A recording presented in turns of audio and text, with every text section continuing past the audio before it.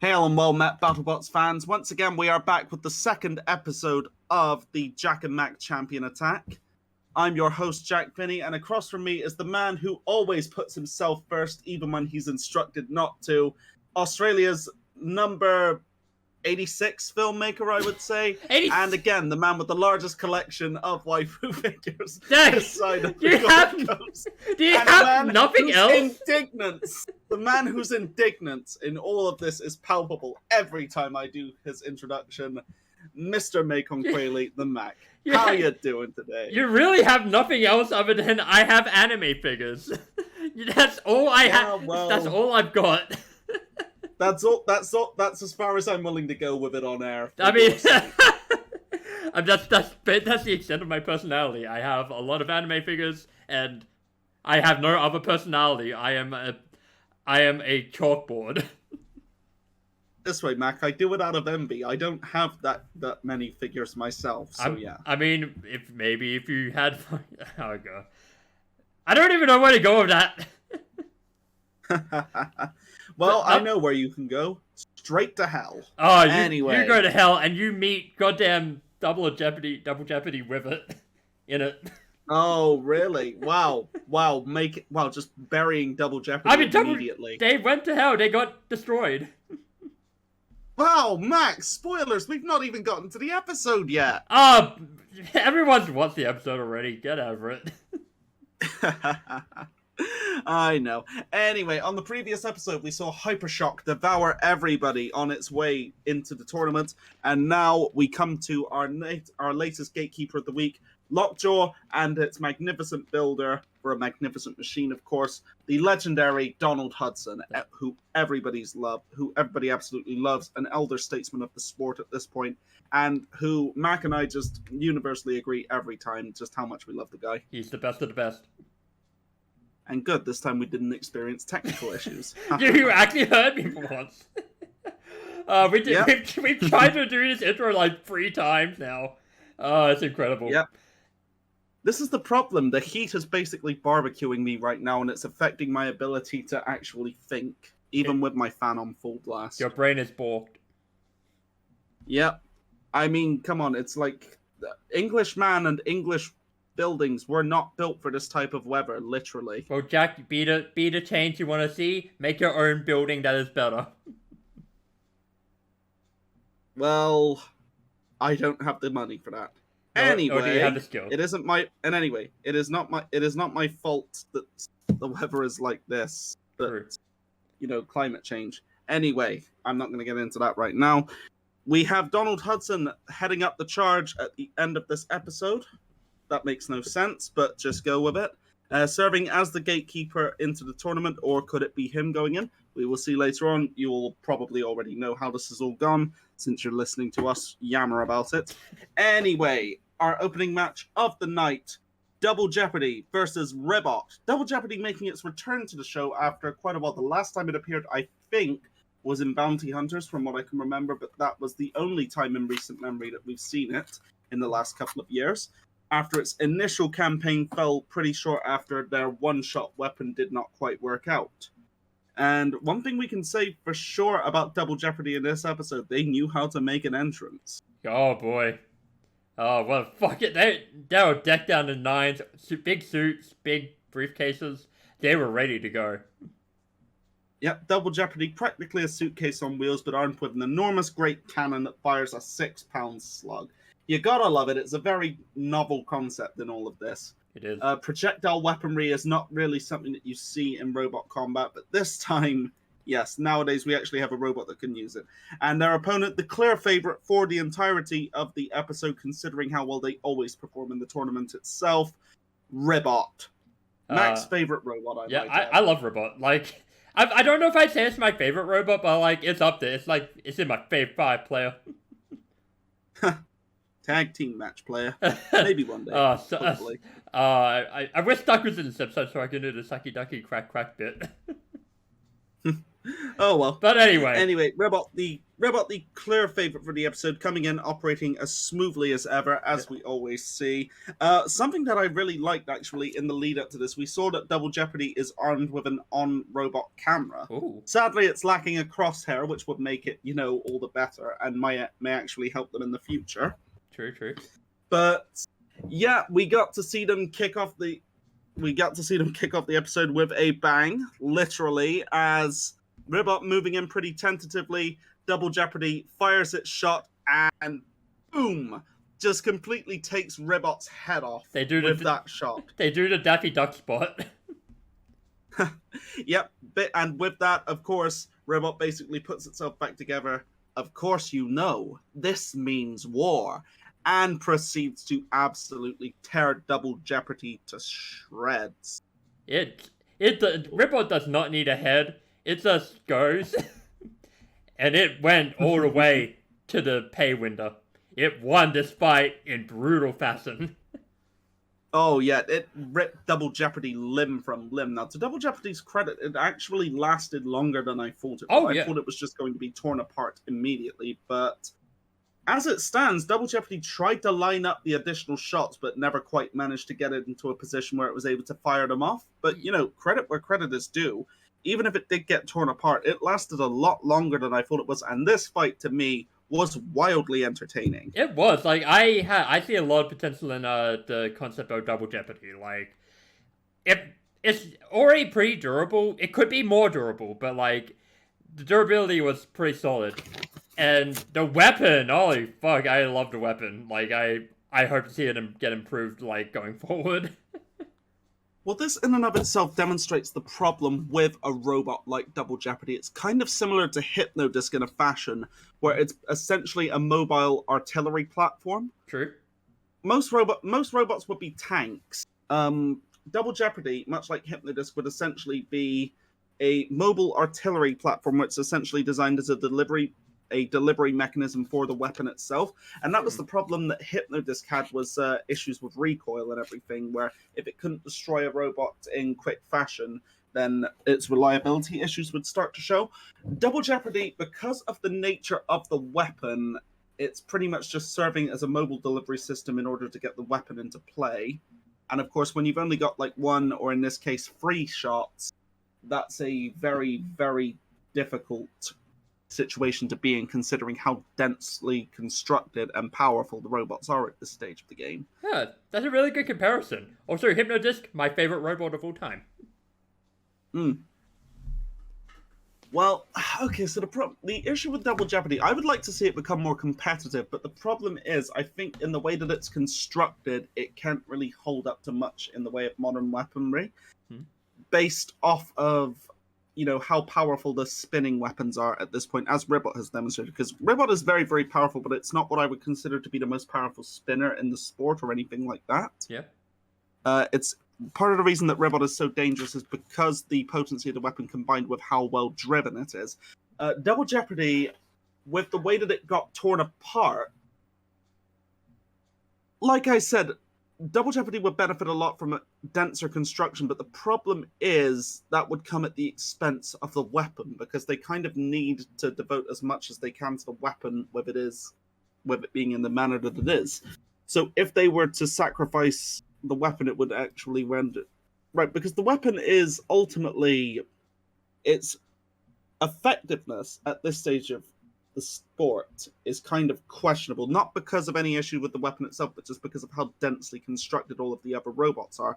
So the problem with building a robot like Double Jeopardy that relies so much on that type of weapon is if you reduce the weapon effectiveness even further in order to aid the rest of the robot with the density of the construction to make it more durable, it's just going to essentially... You're not left with much in the way of options unless you can maybe combine a wedge with the cannon in some fashion. Yeah, it's a double-edged sword, basically. Short of making the robot shorter, denser, and everything, I can't really think of any ways that they can improve upon it. But I'm not an engineer, so this is all armchair building on my part. So forgive me for that. Yep.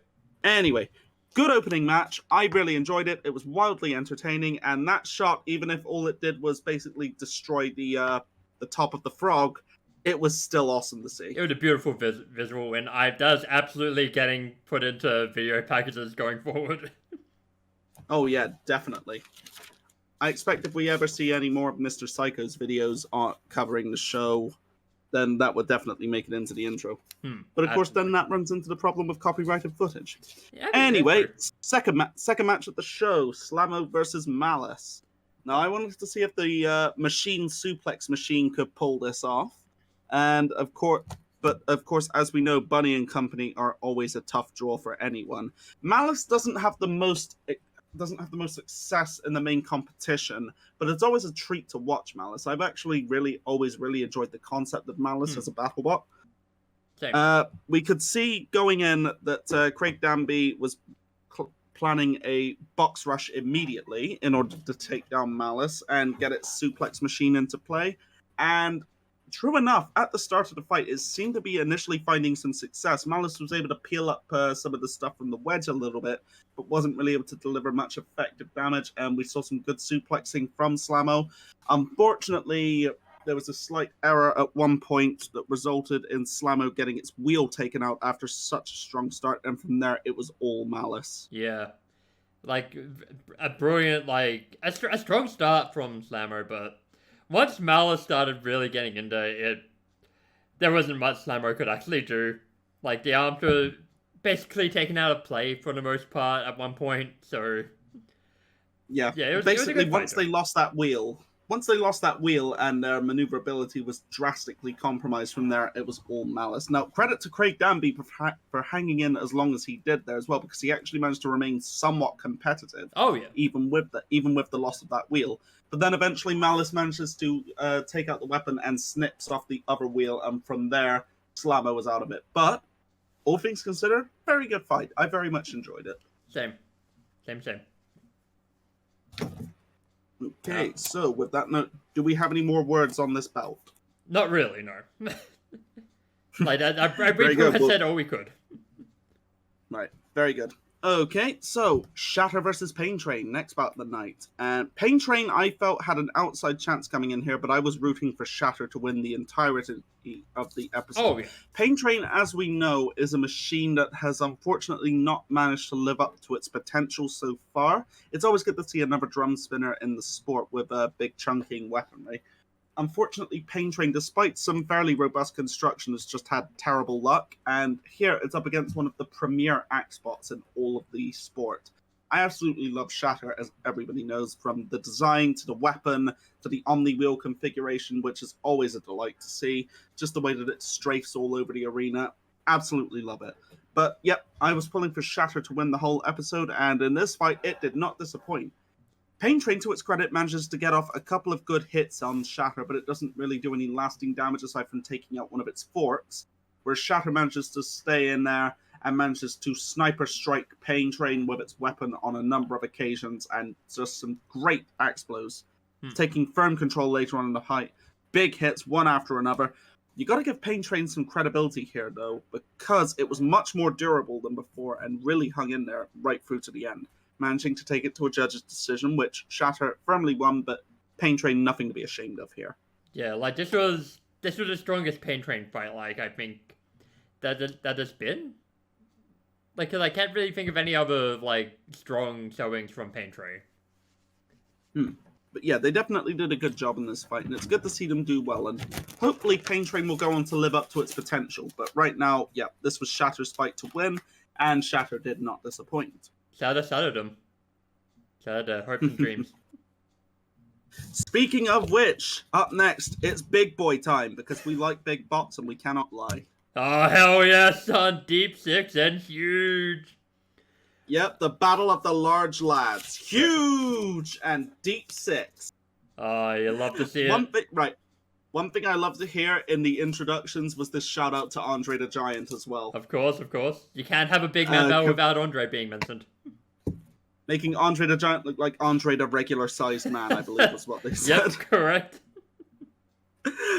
Right, something I did enjoy was the self-awareness of the captain of Deep Six of the robot's relative weaknesses, such as the lack of top armor. So some good self-awareness in there, some good introspection in regards to the robot. Deep Six looks massively improved, with the weapon being downsized a little bit in order to allow the machine a bit more control, going from a 100-pound weapon to an 80-pound weapon. And true enough, Deep Six is much, much more reliable in this episode than we've ever seen it before, where it was essentially destroying itself with every hit. Yeah. Now, we saw these two come together in the center of the box. Big opening hit, but good recovery by Huge. And Deep Six ends up managing to go full Claudio Castagnoli on Huge over the course of this match, landing big uppercut hits, and at one point getting right in, tearing right through its wheel, and just giant swinging it across the box. Talking about another thing that's gonna just be in video packages for the rest of time. Like, that was was amazing to watch. Yeah. Now, Huge actually didn't really have an answer for anything that Deep Six threw at it in this fight. It wasn't really able to deal any major damage to Deep Six, and was essentially being kept on the back foot throughout the entirety of the fight by Deep Six's massive weapon. Yeah. Well, you're right. Yeah. Being kept on the back foot by Deep Six's massive weapon, and true enough, yeah, Deep Six did a great job, took it to the decision, and came out of this the firm winner as well. A great showcase of the ability and a very European performance by Deep Six. It was beautiful. Yeah. Anyway, Battle of the Large Lads. Huge has an unfortunate tendency to come up short in battles with similarly giant robots, doesn't it? Because this isn't the first time that it's ended up losing out. Yeah, actually, I can't. It lost out to Mammoth in similar fashion. True. God, but like you'd think a robot named Huge would like be able to pull off against like fucking, I guess, big robots, but nah. It's all. I guess you could say big upsets. No, it's just unfortunate, really. Different configurations are what make the fights and everything, and unfortunately, Huge has just had the bad luck to be up against the type of big robots that unfortunately can match it in that regard and outmatch it. Yeah, true. And to be fair, Deep Six has one of the most devastating weapons in all of robot combat. Oh, absolutely, yeah. Absolutely. In this case, it just had the reach advantage, and ultimately proved to be a little bit more maneuverable, I think. Yeah, absolutely. Anyway, with that, we come to the next bout: Malice versus Ribot. And man, my first note on this: look at the plate on top of Malice, the frog plate. Oh god! And then Ribot had like the front thing, the rabbit plow. Yeah, rabbit plow is what I've got. God. You ever seen a frog plow a rabbit? Well, we did today. One of the things I liked with that plow and that type of weapon, Ribot looked like it had a mohawk. It looked very punk. Huh, yeah. Yeah, I loved it. But yeah, there isn't much to say about this fight. Malice was game, but not really able to take the heat from Ribot in this one. Yeah, Ribot controlled did the lose entire its weapon fight. at one point. Yeah. Yep, controlled the entire fight, managed to damage Malice's wheel and take all of its drive power away from it. And of course, Malice, unfortunately, its weapon wasn't quite able to hold up to Ribot. And Malice, unfortunately, when it doesn't have that weapon, there's not really a lot that it can do. It's not really configured to be able to push or anything like that.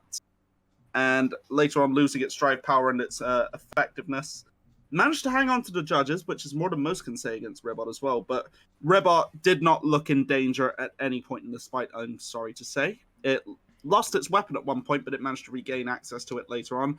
And Ribot just comfortably cruises through to a judge's decision and moves on to the final fight before Donald Hudson. Yeah, the first judge's decision victory for Ribot. Yeah, that was pointed out, wasn't it? That was Ribot's first ever judge's decision victory in all of its time in competition. Yeah, because everything else was like just a KO, which is incredible. Yeah. Which says a lot for just how strong Ribot has become over the years. And also how durable Malice is. With that, we move on to Shatter versus Deep Six. A rough draw for both machines, in my opinion. My money was on Shatter to snipe the top of Deep Six and manage to immobilize it. Same. Turns out I was very wrong in that one, unfortunately. True. Deep Six managed to make Shadow do several moonsaults, and Oh yeah. then it just got wild from there. Yeah, this is the thing. Deep Six managing huge hits on Shatter. Shatter proving its durability, hanging in for a very long time, strafing well, taking the big hits and tanking them for a while. But unfortunately, eventually it loses drive power. It managed to get some good sniping in. But unfortunately ended up getting counted out. Now, there looked to be some issues with driving. It may have been a matter of it getting stuck on some debris. I couldn't really tell. But it did look like it lost drive on one side, and unfortunately for Shatter, ended up getting counted out. Now, Team Bot FC was not happy about this. They were pissed. Yes, they were loudly contesting this decision, and you could see that with, I think Adam Wrigley is his name. Adam Wrigley actually punching the plexiglass between the two teams because he was so upset. He tried to loudly contest, yep, trying to... Get out. Hey, you made that joke yesterday. Yes, but it was funny when I said it. Get out of here. Anyway, Adam Wrigley loudly taking it up with the ref, trying to from what I heard, I think he was trying to say that Deep Six had lost translational movement themselves and could only go in circles. This was referred to by Chris and Kenny on commentary, with Chris making it very, very clear he did not believe that Shatter had a case at all. Like, what match were they watching was, I believe, his exact words. Okay. And saying that was very comfortably Deep Six's fight. I was rooting for Shatter to win this, and so I was not happy that they lost, but credit to Deep Six where it's due. They managed to beat a very high-tier robot. They did. And it really just shows how far Deep Six has come as a competitor in the last few years, that this is how it's doing now. It did so well in this fight, all things considered.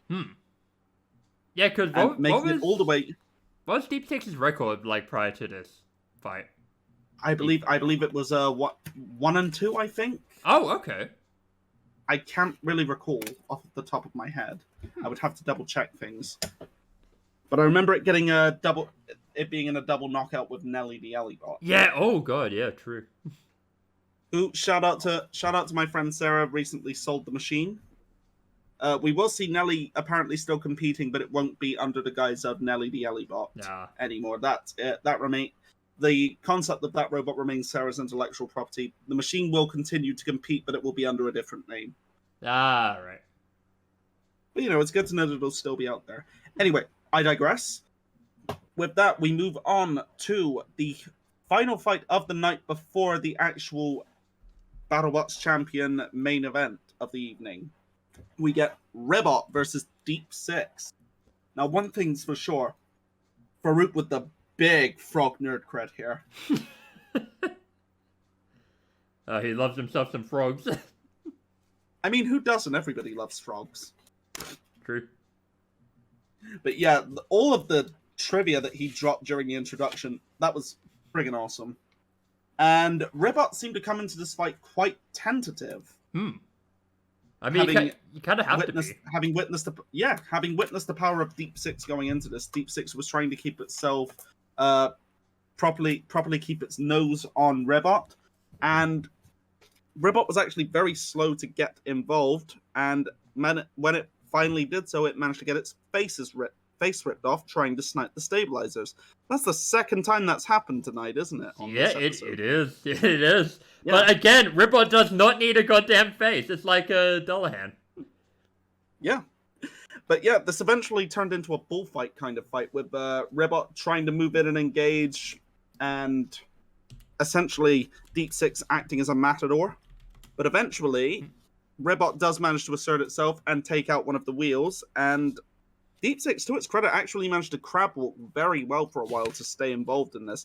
But unfortunately, it was ultimately a losing battle for it, and it ended up getting counted out. Yeah.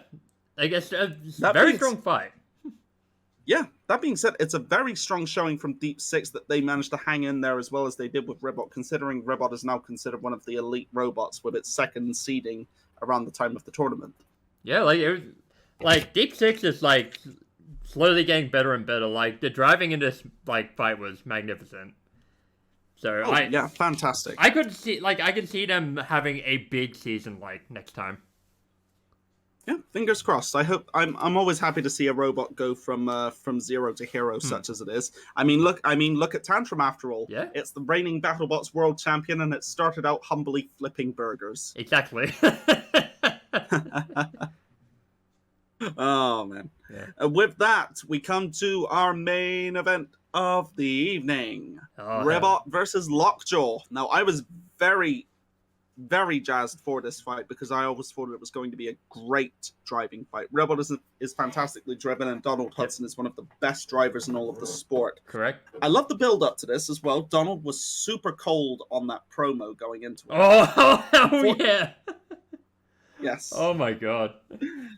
Yeah, it was fantastic. And, like, this is the thing. Donald actually has great presentation for TV as well. He does. Like, he's got great presence in all of it. I mean, after all, he is the guy from Fargo. I will never not make that he's been joke. doing this for 25 years as well. Yeah, I mean, yeah. Ooh.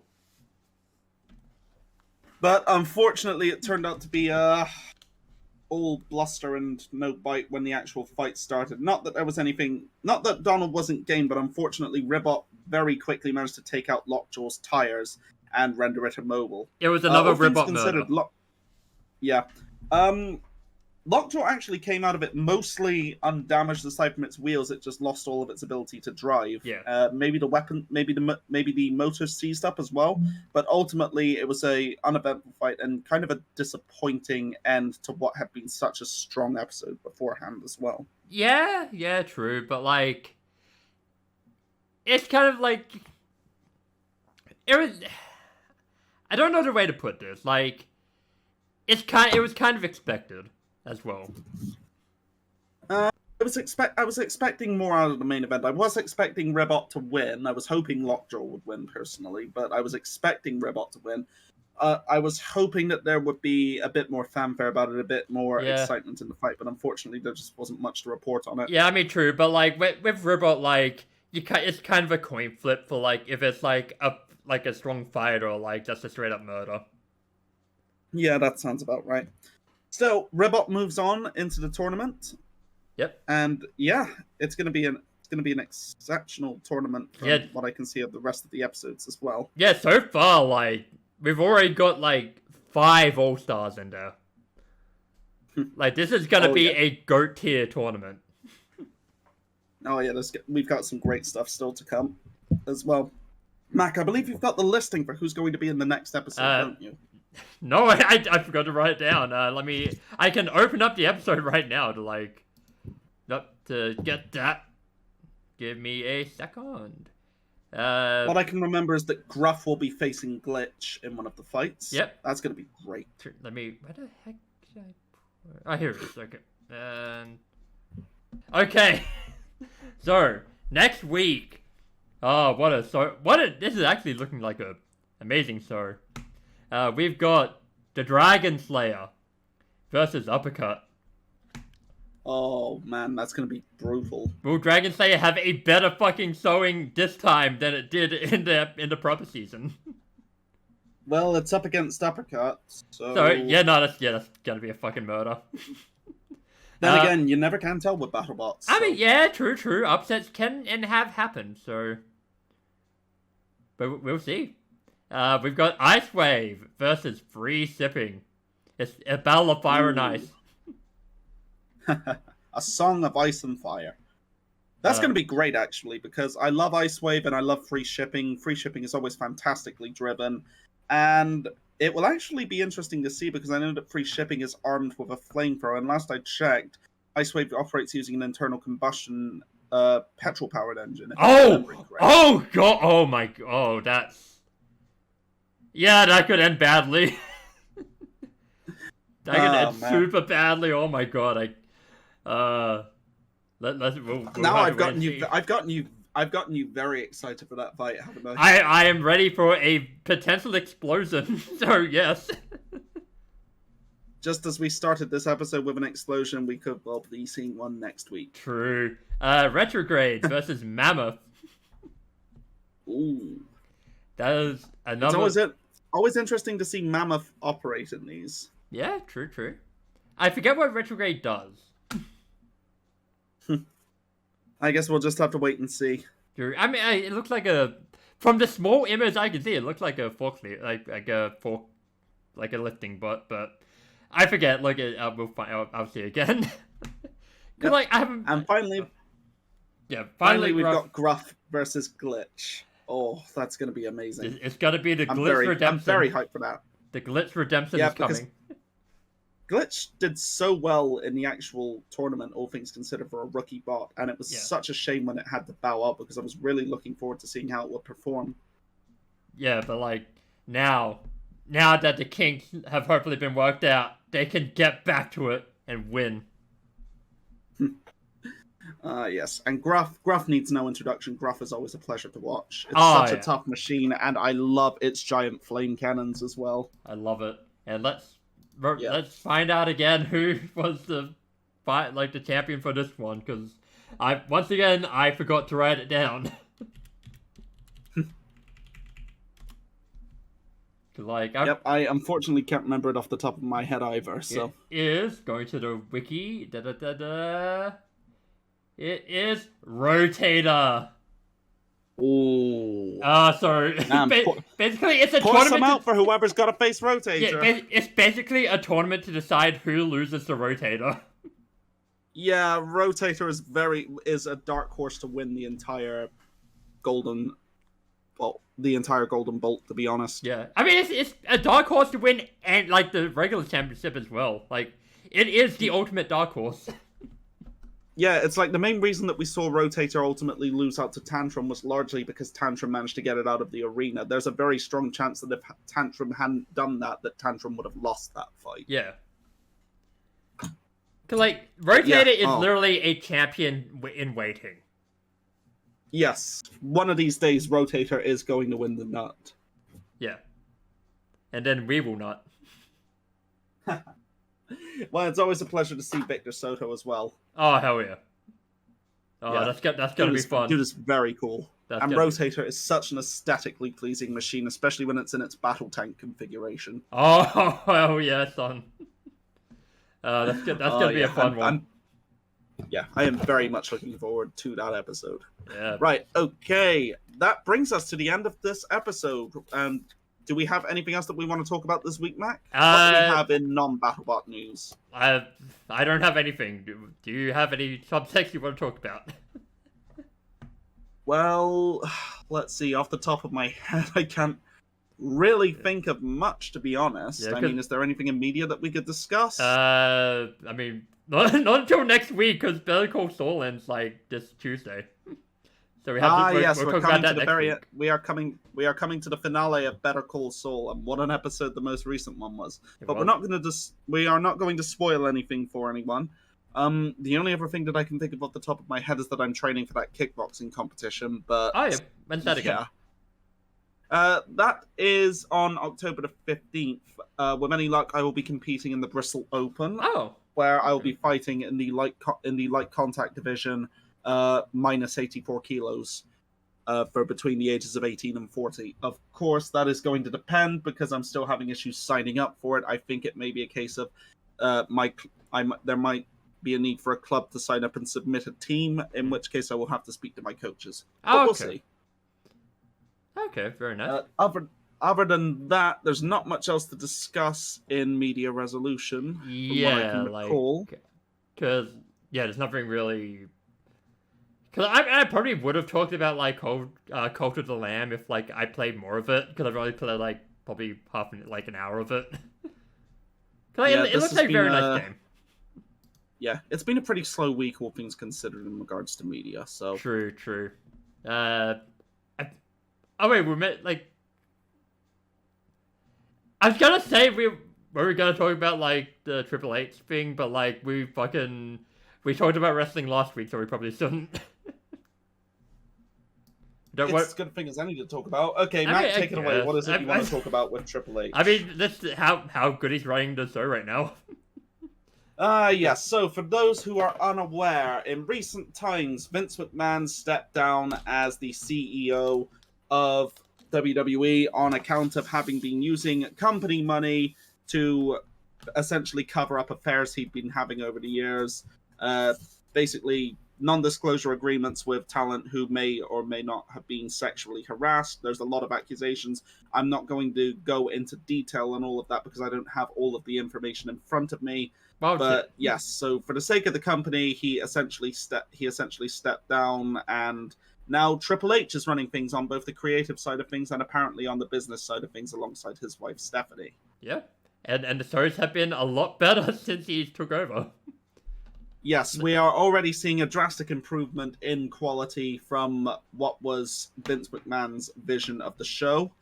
Vince has basically been 20 years out of touch for the last 20 years. Yep. So, as a result, the show had been suffering for a very, very long time. I say as somebody who had been watching it extensively for many years, and who gave up a couple of years ago because I had just had enough. Yeah, and as a result, same. I only watched it in snippets since then. But it did not improve.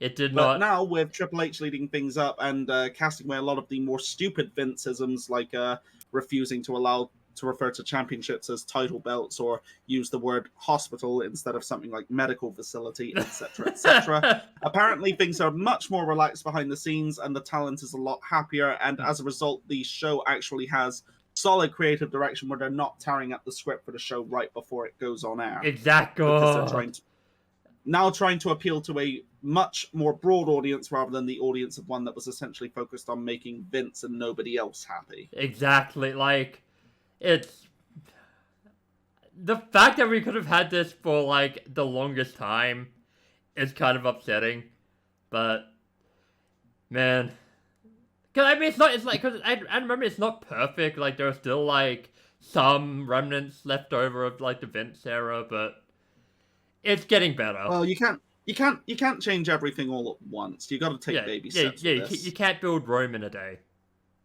Yeah, exactly. I'd say give it about 6 months, and then we'll see the full impact of the Triple H era, such as it is. And I'm very much looking forward to seeing that. Yeah, like once we get to the Rumble, like we will know for sure like the direction things are gonna be going. Oh yes. God, oh my Anyways, god, so the Triple H book Rumble is gonna be fucking amazing. Oh, that's a very good point, actually, because honestly, the Rumble has stopped being fun to watch for years, in my opinion. I mean, 2020 was good. So, well, I say years. That could be any number of years. You know what? Yeah, fair. I mean, then again, it's more of a sweeping statement. There have been more bad Rumbles than good. Yeah, that's kind of wild, actually. Yeah, true. And considering how we always used to look forward to the Royal Rumble as well, because it's one of those nights where anything can happen. Yeah. I mean, to be fair, it's still like my favorite pay-per-view, like gimmick. Yeah, that's fair enough. Anyway, so with that, we are through to the end of the episode. Yes. And I promise next week we won't talk about wrestling because we'll talk about something else. No promises. We never. No, because we never rehearsed this ahead of time. Yeah, but we actually do have something to talk about next week with Better Call Saul. Do a fucking but we're not going to go in. We're not going to go into spoilers. I mean, we don't want to spoil it. Like, for if anyone. we fucking do like the outro and then like do a spoiler cast that like in like the last few minutes, like that's fine. Well, I suppose so. Yeah, look, we'll figure out how we do it next week once we actually get to the episode. And even then, we probably won't even have an idea until we get to the segment. Yeah, fair enough. We do it live. Okay, so... Yep. Anyway. Fair enough. Alright. So, with that, we come to the end, and it's been a pleasure, as always, for us anyway. We can't speak for the audience, so... They'll probably think about it. Oh, yeah. So, until next time, he's Mac, I'm Jack. We look forward to being back next week, and nobody else does. Right, please come back, everyone. Bye. Yeah. TTFN. Ta-ta for now. See ya.